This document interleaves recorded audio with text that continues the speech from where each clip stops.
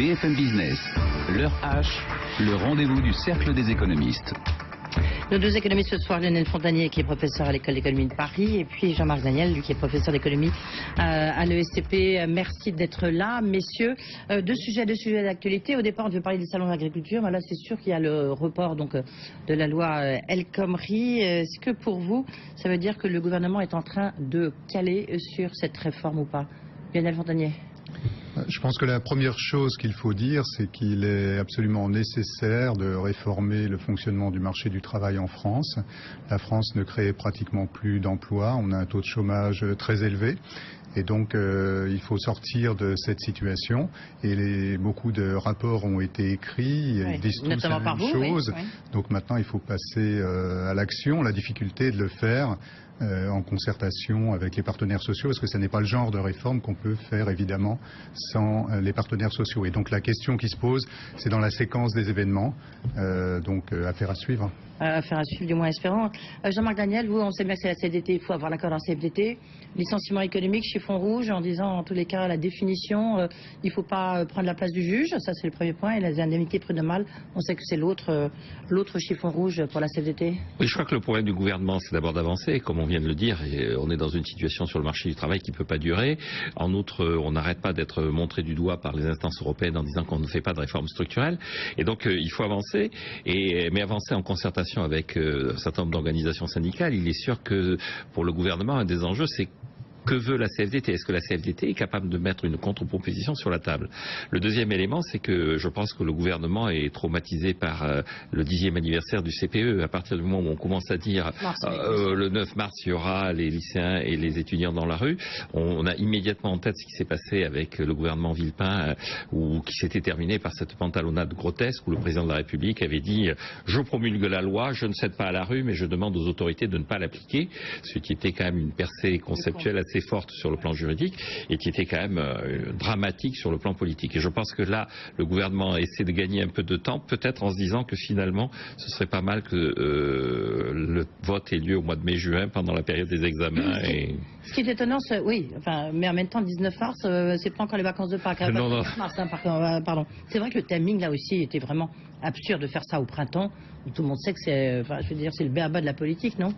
Mais c'est quand on regarde les révolutions, elles ont lieu soit en hiver quand il fait froid sec, et donc ça c'est la révolution de 1848, février, froid sec, donc c'est bon parce qu'on court dans les rues, tout ça c'est excellent.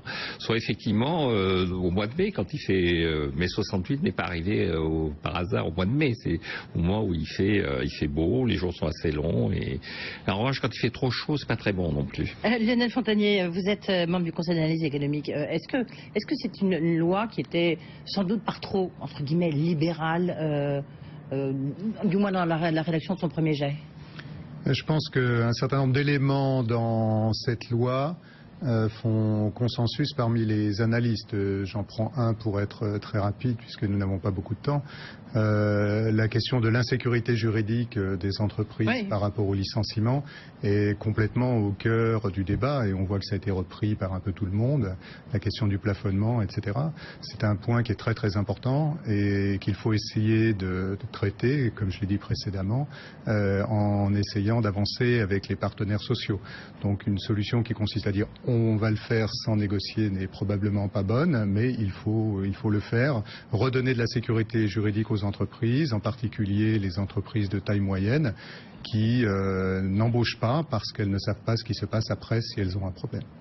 Voilà, en tous les cas, espérons qu'on aura un texte quand même qui se tient le 24 mars. On parle d'agriculture avec le salon d'agriculture qui se déroule en ce moment même juste à côté des studios de BFM. Est-ce que le problème de l'agriculture, je ne sais pas qui va commencer, l'un ou l'autre, est-ce que c'est justement se poser la question, est-ce qu'il faut rester petit, parce que on sait que c'est le terroir, la qualité française, c'est ce qui fait notre force par rapport, je sais pas, aux grandes industries qu'on retrouve en Allemagne, en Irlande ou ailleurs, ou au contraire, est-ce qu'il faut rentrer dans une logique plus productiviste? C'est un peu la question qu'on se demande pour l'agriculture française. Qui répond? Alors je peux commencer. Le conseil d'analyse, le conseil d'analyse économique a produit un rapport, une note, comme on dit aujourd'hui, dont le titre est l'agriculture française à l'heure des choix. Donc la question que vous posez est la bonne. Oui. Il s'agit effectivement de savoir vers où on veut aller. Oui. Et en réalité, pour répondre à cette question, il faut partir du point qu'il n'y a pas une agriculture, mais plusieurs, et il n'y a pas un marché agricole, mais plusieurs. Donc les marchés les marchés de quantité, les marchés quantitatifs sont des marchés sur lesquels il faut être très productif, avoir des exploitations de grande taille, et dans la transformation encore plus, la question des abattoirs. Donc là, c'est vraiment de la grande taille, c'est vraiment de l'intensif. Et il y a place à côté pour des éléments plus qualitatifs. Et on a toujours tendance à opposer l'un et l'autre en disant mais est-ce qu'on ne devrait pas aller plus vers les AOC, etc., plutôt que de faire de l'intensif. En réalité, cette opposition n'est pas bonne. Il y a de la place pour les deux. Et le point qui est probablement important sur la dimension qualitative, la dimension donc moins intensive des choses, c'est que les labels, les éléments de différenciation des produits que nous avons en France sont assez peu lisibles à l'étranger. Nos AOC sont assez peu lisibles à l'étranger. Ce qui est très lisible à l'étranger... Une mesure, après c'est Jean-Marc. Voilà, ce qui est très lisible à l'étranger, c'est la traçabilité des produits, le fait qu'il n'y a pas d'antibiotiques ou moins d'antibiotiques dans un certain nombre de produits. Et ça, c'est quelque chose qui est très demandé par les consommateurs étrangers, qui commence à être reconnu. Donc la France a une chance immense, c'est d'avoir une très grande... Parce que justement, elle a cédé. On est plutôt dans le bas de gamme, notamment. Ça dépend pas forcément. Ça dépend des produits. En tous les cas, dans l'élevage. Donc, la France a cette chance d'avoir donc un processus réglementaire qui fonctionne beaucoup, et donc d'avoir une bonne traçabilité des produits, un bon encadrement réglementaire des produits. Et ça, c'est un avantage comparatif qui peut être utilisé à l'exportation. Et qu'il faut mettre en avant. Vous, Jean-Marc Daniels, vous dites qu'il faut absolument il faut faire baisser les prix, en fait. C'est ça que vous dites. Oui, alors c'est bizarre parce qu'on a l'impression que c'est ça qui est la cause de cette crise à laquelle on assiste. Ce que je dis, ce que j'ai pris position dans une chronique dans les Échos en m'appuyant sur les travaux de l'agriculture. Voilà, en m'appuyant sur les travaux de Theodor Schultz, qui est le seul économiste jusqu'à présent à avoir été récompensé par le prix Nobel pour s'être intéressé à l'agriculture. Et ce qu'il dit bien, c'est que effectivement, le monde agricole a toujours eu un rapport assez étrange avec l'État, c'est-à-dire que l'État a voulu le contrôler, puis l'État était persuadé que c'était en le contrôlant qu'on évitait les famines et les disettes. Et de notre côté, le monde agricole s'est assez souvent révolté contre l'État parce qu'il l'a accusé de l'empêcher d'exister et de vivre. Et donc moi je pense que Theodor Schultz dit il faut arrêter ce type de relation et il faut réintroduire le marché dans le monde agricole. Et je pense que là, effectivement, il faut accepter l'idée que c'est un marché et que si les prix baissent, eh bien le consommateur en est le bénéficiaire. On n'arrête pas de dire que le consommateur est disposé, par exemple, à payer 5 centimes ou 10 centimes de plus. C'est ce qu'on dit, en tous les cas, la question qualité, justement, les AOC, tout ça, les bons labels. Oui, mais justement, il est prêt à payer 5 ou 10 centimes s'il y a une véritable qualité derrière. C'est-à-dire sur le lait, si on lui donne le même lait UHT avec 10 centimes de plus, il ne l'achètera pas. Si on lui donne du lait en lui disant il a été pasteurisé à l'ancienne, il a été microfiltré, etc., il sera prêt à payer un peu plus cher. Et donc, je pense que le véritable enjeu, c'est de définir la règle de marché avec une montée en puissance sur la qualité. Sur la viticulture, c'est pareil. Il fut une époque où les vins du Languedoc étaient vécus comme étant des vins de diverses qui étaient écoulés sous le nom de vins de divers pays de la communauté européenne. Maintenant, ce sont des vins qui sont en appellation d'origine avec une vinification qui est une vinification de qualité. Mais simultanément, il est normal que le monde agricole s'interroge sur son revenu. Et ce que disait Theodor Schultz, c'est que le service que rend l'agriculteur à la société, c'est pas uniquement de produire, c'est aussi d'organiser l'aménagement du territoire, de faire en sorte que... Et donc c'est un prix, ça. Exactement. Alors c'est une externalité positive et donc il vaut mieux renforcer les subventions à l'agriculture sur la base du service rendu que d'essayer de modifier les prix. Concrètement, il faut laisser baisser le prix du lait, mais en revanche, il faut se poser la question de savoir si une agriculture de montagne n'est pas utile au maintien de la vie. Voilà, et à ce moment-là, il faut subventionner. Si on regarde d'ailleurs les comptes de l'agriculture, c'est 38 milliards de valeur ajoutée, et sur ces 38 milliards, il y a déjà 10 milliards de subventions. Voilà. Donc je pense que pour continuer, pour continuer sur milliards 38, oui, d'accord. Bah, rapport, hein, j'ai eu un marqueur il y a déjà beaucoup de revenus des agriculteurs est déjà assuré par une dynamique, un mécanisme qui, depuis les réformes de la PAC de Mac Sharif, n'est pas directement lié à leur production. Donc, pour reprendre ce chiffre, 10 milliards, ça peut paraître beaucoup. Donc, il faut ramener ça au nombre d'exploitations de taille moyenne et grande. Il y en a 320 000 en France. Donc, on voit bien que ça fait 30 000 en réalité euros par exploitation.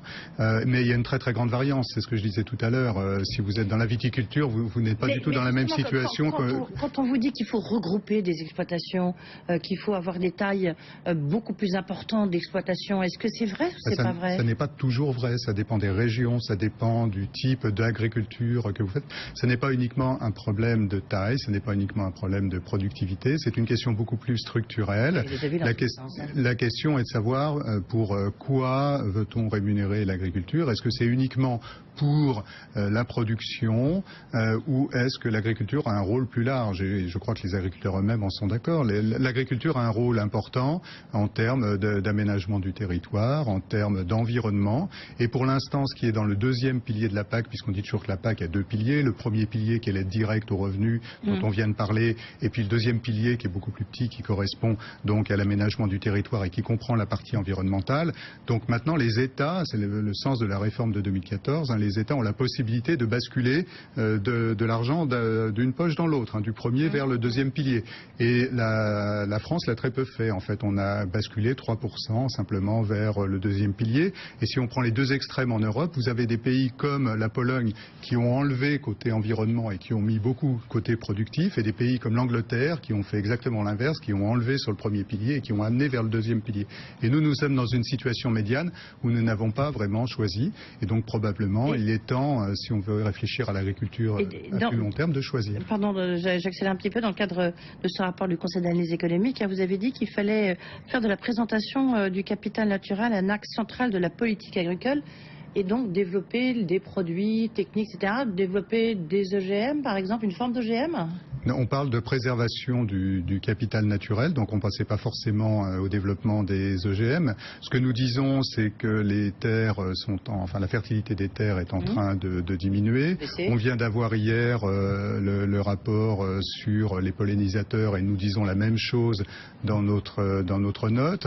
Nous parlons aussi de la chute dramatique donc des oiseaux, de la chute dramatique des papillons, de la forte spécialisation, des labours intensifs et donc de l'utilisation massive de phytosanitaires. Donc toutes ces questions dégradent l'environnement et donc d'une certaine façon l'agriculture est en train de se créer aujourd'hui les problèmes de demain en essayant de courir après des questions de productivité. Donc c'est probablement ça qu'il faut arrêter et il faut rémunérer les agriculteurs non pas en leur disant que l'environnement est une contrainte qui conditionne des aides, comme on le fait aujourd'hui, mais en leur disant que l'environnement est un objectif en soi pour lequel ils peuvent être rémunérés. Jean-Marc Daniel, ça veut dire que si j'écoute bien ce que nous dit Lionel Fontanier, c'est qu'à la limite, la crise qu'on voit aujourd'hui, c'est rien par rapport à celle qui va arriver. Oui, non, je crois qu'il y a trois éléments qu'il faut avoir en tête. Le premier élément, c'est qu'une erreur grave, ce serait de revenir à la PAC, à l'ancienne mode où on augmentait les prix. C'est la question lorsqu'on écoute les agriculteurs. Oui, eux, c'est ce qu'ils veulent, mais on ne va pas recommencer à faire des stocks de beurre et puis ensuite du beurre d'intervention et puis des stocks de viande, etc. Donc la première erreur, c'est de ne pas céder à cette pression, qui est une pression dans l'immédiateté, un peu dans le désarroi de cette profession. Le deuxième élément, c'est d'accepter l'idée que, on a parlé de l'agriculture britannique, il y a 150 000 à 200 000 agriculteurs au Royaume-Uni, ils sont encore 600 000 en France, donc il va y avoir une diminution probable de la population agricole.